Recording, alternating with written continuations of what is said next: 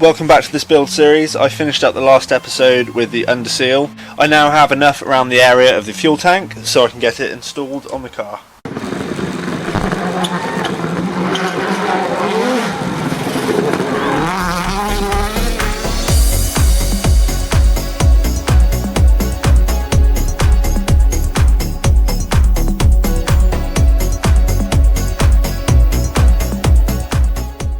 I have given the tank bands a bit of an overhaul with some etch primer. I just want to find the original bolts so I can fit it on the car.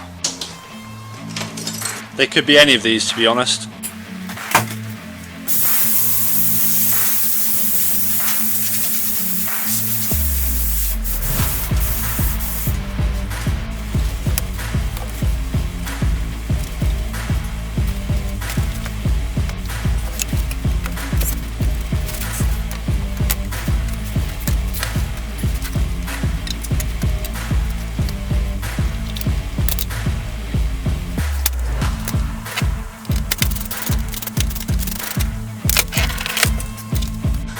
They are in fact the incorrect bolts, slightly too short.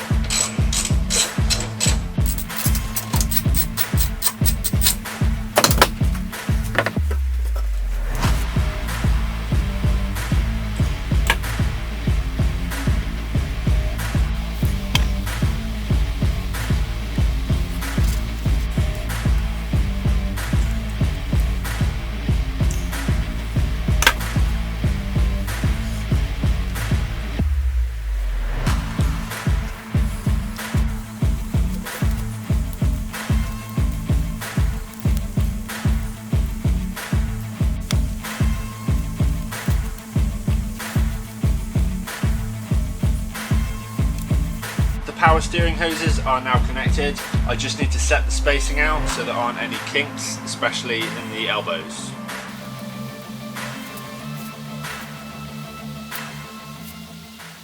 I have changed the route of the top pipe. Before it ran around the front of the reservoir down to the back. Now you can see it S-shapes around the dipstick. It takes some relief off of these 90-degree bends. Having thought I'd seen the last of the drama with the brake system, Mark, a regular viewer, has left a comment with concerns to the position of the brake bias valve. I have also incorrectly plumbed the pipes into the handbrake. The outlet inlet are in fact the wrong way round, so I need to sort that. The bias valve now needs to go before the handbrake. I will need to find a place to put this up the front somewhere.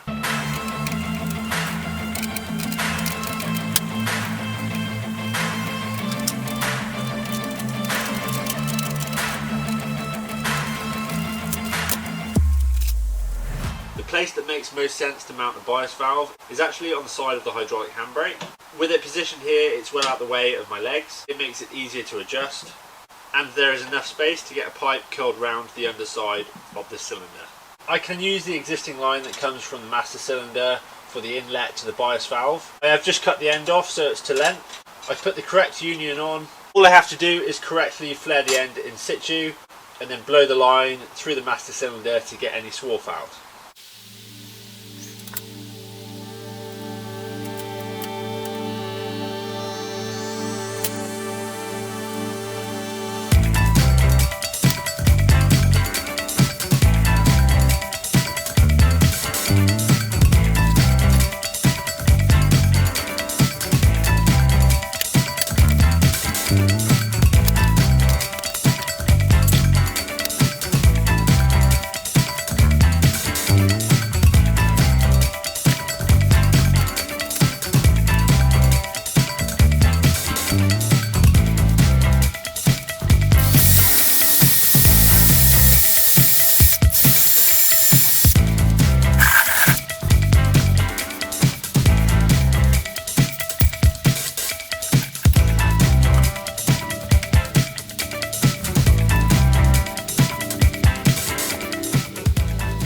I can chop the pre-existing pipe that goes into the back of the cylinder here. As I didn't fully tighten the union, the flare is still able to make a seal when I do it up tight.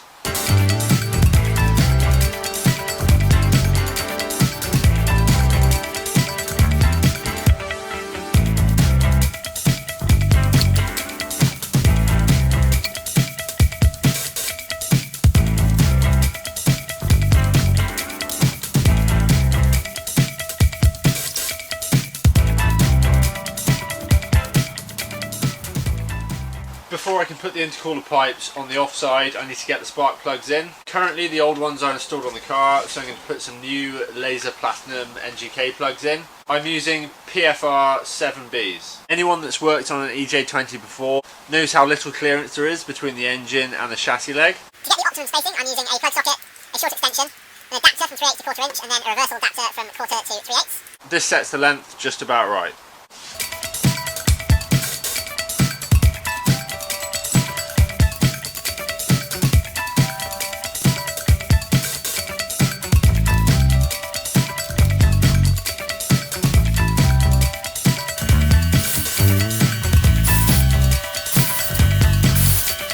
Next, I'm going to put the coil packs on.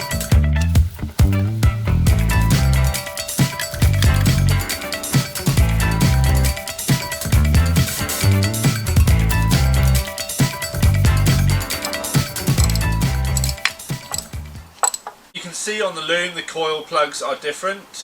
The front plug is white and the rear plug is black. When I rewired the driver's side, I did in fact mark which one was white, so I know which one goes at the front and which one goes towards the back.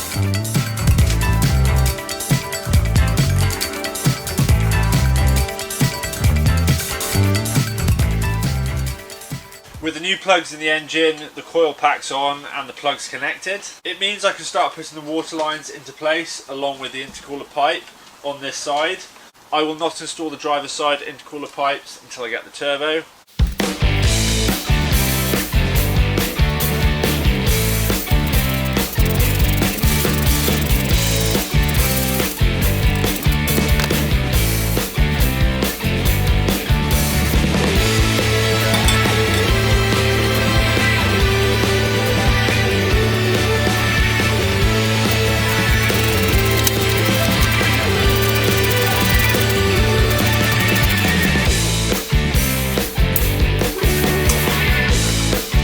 I have changed the setup of the intercooler pipe slightly where it goes into the inlet manifold. Before the pipe was at a slight angle where it joins. I'd rather not have stress on the silicone hoses, so I've made an extra section that follows the flow slightly better.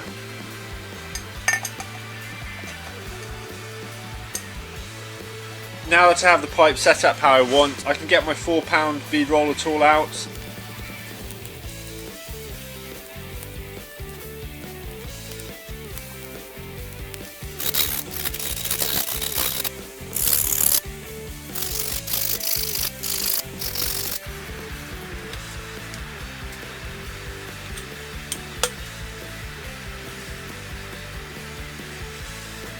It's much better with the pipe coming straight down to the intake manifold. You may be thinking it's more messy having 3 silicone joiners at the top part here. However, it will probably play in my favour as it will give more flex as the engine moves. Any movement in the engine will be taken up in these parts, which is a good thing as this section of the system is fairly rigid and there is not a lot of space for movement. This line needs to be clamped down towards the arch, which will allow the headlight to sit low enough in its place.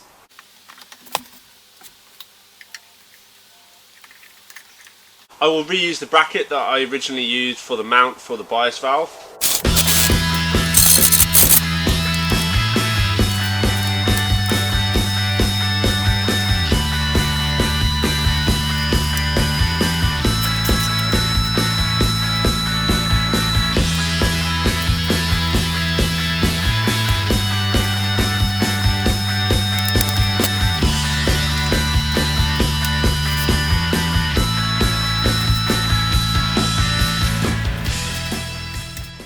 When I first bought the Peugeot and the Subaru, I was trying to figure out whether the EJ20 would fit within the confinements of a Peugeot-sized engine bay. My biggest concern was would the headlights fit around the engine. I can just about get my hand in between them, so in the end it's worked out well. With the coolant line spacing set for the engine bay, I can now move to the inside of the car, put these lines back in place and put some conduit on them to protect them where they run around the passenger footwell.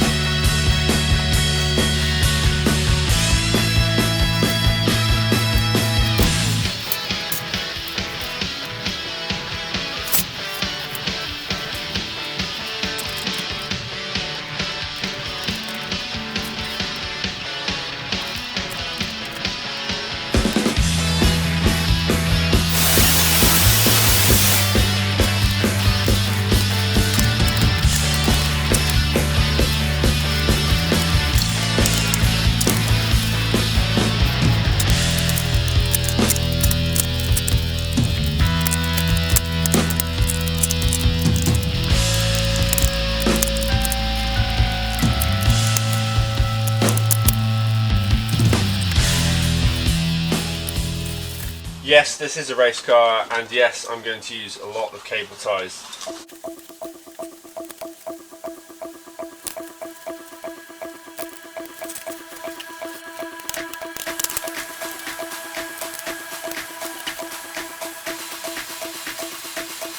Next I need to extend the fuel lines from the tank and feed them up into the car.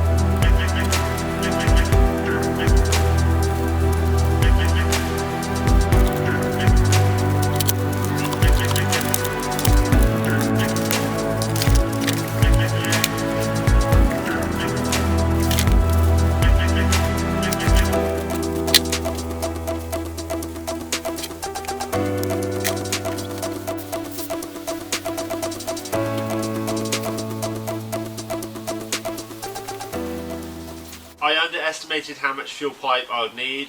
I've gone ahead and ordered some more so I can finish off the fuel system.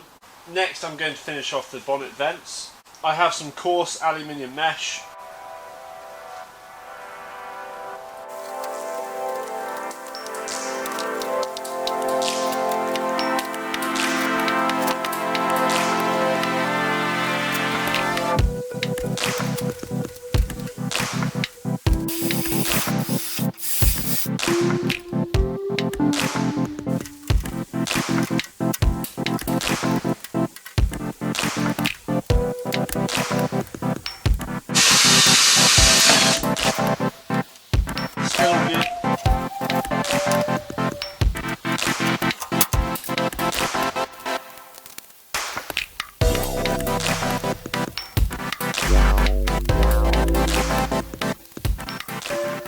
For the driver's side, I was able to partially use tape, as part of the grille is held in by this vent. On the passenger side, it's standalone, so I'm going to use a combination of double-sided tape and the silver foil. If it doesn't work, then I'll come up with something else.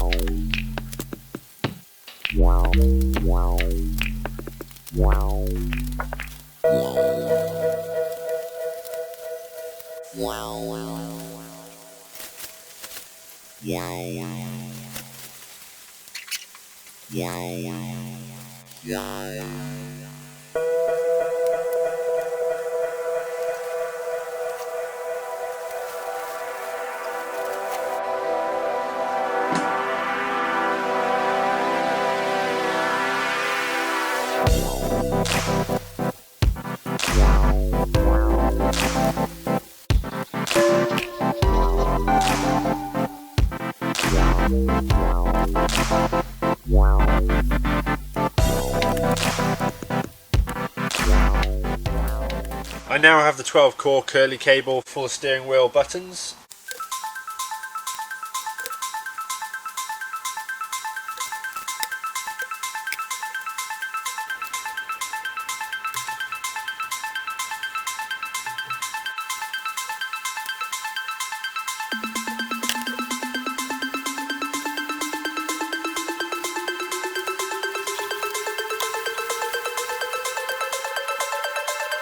I have never installed a curly cable before. I think the crucial part is where you mount the cable to the boss. You want it far enough away from the wheel itself to avoid collisions with the wiring for the buttons. So I think if I mount it to the underside of this part, it will hang something like that on the car.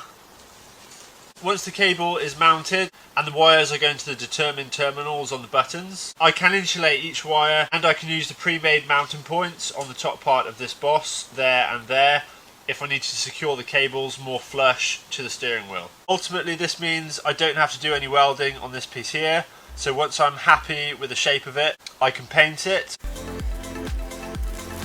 On the car it's going to look something like this. once again, thank you for watching another episode. If you have any questions about the build so far, leave them in the comments below. If you enjoyed the video, give it a thumbs up, and don't forget to hit that subscribe button.